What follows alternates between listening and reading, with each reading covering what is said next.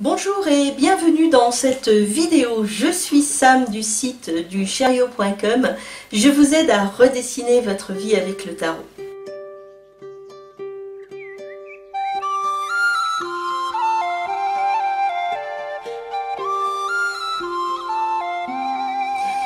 Aujourd'hui, dans la série Trucs et astuces avec le tarot, j'aimerais vous parler du mouvement dans les cartes et justement comment l'interpréter. Alors, qu'est-ce que le mouvement dans les cartes? Alors, le mouvement, c'est quelque chose qui peut être assez logique, c'est-à-dire dans quel sens vont les cartes ou qu'est-ce qu'elles font, qu'est-ce qui se passe dans la scène. Alors, par exemple, ici, l'empereur, il est assis, donc il n'a pas vraiment de mouvement. L'ermite, lui, il marche, alors peut-être à reculons ou peut-être devant lui, ça c'est un mouvement. Ici, donc le diable, il est de face, mais le mouvement du diable est celui de remuer la main comme ceci et peut-être de battre des ailes derrière. Le mouvement du battleur est donc d'agiter sa baguette ou en tous les cas de l'utiliser. Et le mouvement de l'amoureux peut être de tourner la tête entre l'une et l'autre en guise de réflexion. Alors, pourquoi regarder le mouvement dans les cartes? Eh bien, c'est parce que il y a des cartes qui ont du mouvement et il y a des cartes qui n'ont pas de mouvement. Donc peut-être que la première idée est de chercher dans votre jeu les cartes qui représentent un mouvement et puis les retirer des cartes qui ne représentent pas de mouvement, par exemple. Donc ça, c'est déjà une première chose. Et ensuite, en gardant les cartes qui ont un mouvement, d'observer justement ce mouvement en observant la scène pour vous donner une idée de la signification de la carte. Alors par exemple, si nous prenons ici la maison Dieu, qu'est-ce que l'on voit? On voit des personnages, alors des personnages qui tombent suivant les versions ou suivant le ressenti qu'on a.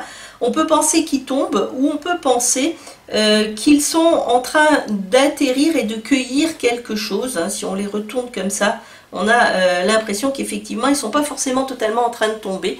Donc cette ambiguïté d'image est bien évidemment voulue pour nous permettre à nous de nous projeter comme nous le souhaitons. Donc ici, ce que nous voyons, c'est que donc il y a deux personnages qui tombent. Il y a une idée de rapidité, parce que quand on tombe généralement c'est rapide, on met pas 100 ans à tomber, et puis une idée ici peut-être donc d'explosion ou de quelque chose qui soudainement se soulève. Donc là aussi on a cette idée de rapidité. Donc ce qu'on va pouvoir interpréter par rapport à cette carte, ça va être justement cette idée de changement soudain, quelque chose qui poum d'un coup apparaît. Et donc cette idée de soudaineté et de rapidité. Et donc là, eh bien, vous avez votre interprétation de la carte qui apparaît justement. Alors, ce qui est intéressant aussi, c'est de noter la nature du mouvement dans la carte. Donc ici, par exemple, le mouvement est très rapide. Ici, on se déplace, donc c'est un mouvement rapide. Peut-être qu'ici, il se déplace, mais en marchant.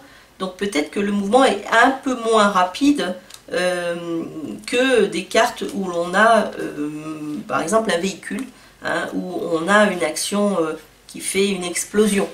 Donc c'est vrai que il faut qualifier le mouvement. Donc ça vous permettra de vous donner aussi une idée par rapport au temps.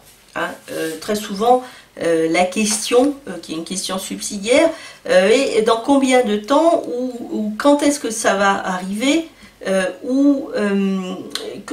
dans quel sens va l'action? Eh bien, en observant justement ce mouvement à travers toutes les cartes que vous avez, vous allez être en mesure vous-même de pouvoir donner la rapidité. Par exemple, ici, vous allez dire c'est immédiat.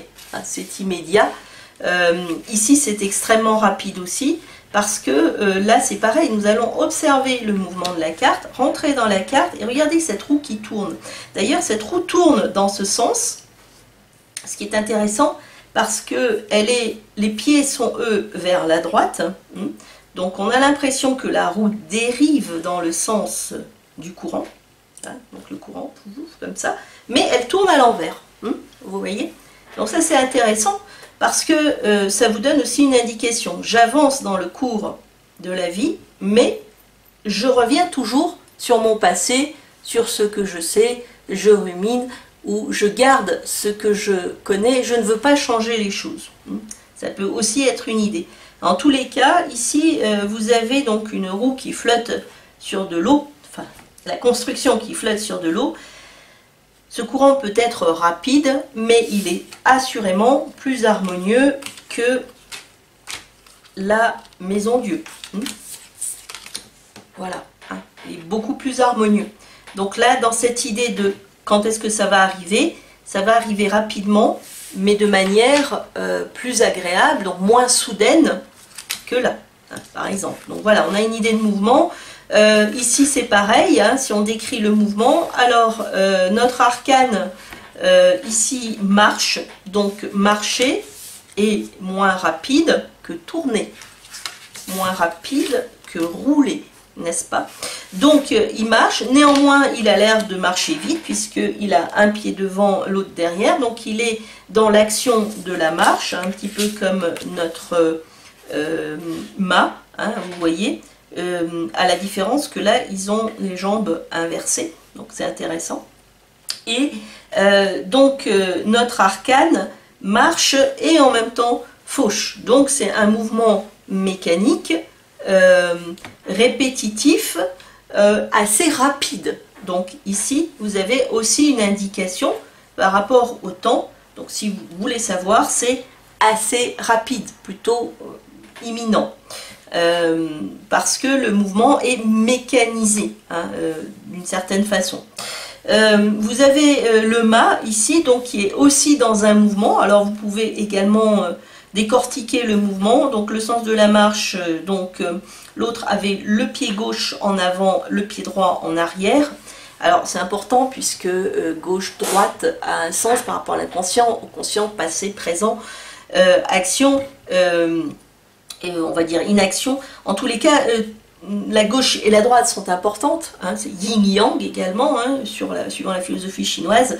Et ici, le pied qui avance et le pied droit, le pied gauche étant en arrière, donc symbolisé donc par l'action ici. Et notre mât qui avance également d'un pas décidé, mais cette fois-ci plus on va dire pèlerin, en explorateur, en tous les cas, moins dans une action mécanisée, c'est-à-dire il part sans forcément savoir, avoir construit son action vers quoi il tend, alors que notre arcane, elle, avance avec une tâche bien précise. Donc vous voyez, en décortiquant les images comme ça, vous avez une idée donc par rapport à l'indication de la rapidité de la carte, mais également par rapport à la signification de la carte. Voilà. Donc vous pouvez faire exactement la même chose avec les cartes qui n'ont pas de mouvement, hein. Par exemple, donc on prend celle-là, l'ermite, ou alors encore le pendu. Et bien cette fois-ci, vous observez toutes les cartes qui n'ont pas de mouvement. Et puis, vous procédez exactement de la même façon. En quoi est-ce qu'il n'y a pas de mouvement? Parce qu'il y a des cartes qui n'ont pas de mouvement, qui sont plus ou moins rapides, plus ou moins lentes. Peut-être peut-on dire que le pendu est plus lent que l'ermite. Parce que le pendu est statique, il est attaché, alors que notre ermite a un mouvement malgré tout lent, mais c'est quand même un mouvement. C'est un petit peu la différence entre l'escargot et puis le coquillage qui est attaché sur son rocher et qui ne bouge pas. Donc ça, ce sont également des indications pour vous aider à comprendre la rapidité de la carte ou la lenteur de la carte. Voilà, j'espère que cette vidéo trucs et astuces du tarot vous a aidé. Si cette série vous plaît, vous pouvez vous abonner à ma chaîne ou à mes tutos gratuits sur le tarot pour justement redessiner votre vie avec le tarot. Et en vous abonnant, n'oubliez pas d'appuyer sur la petite clochette qui se trouve à côté de manière à recevoir les notifications de mes dernières vidéos en temps réel. Vivez votre passion. Merci d'avoir regardé cette vidéo et à bientôt dans une prochaine vidéo.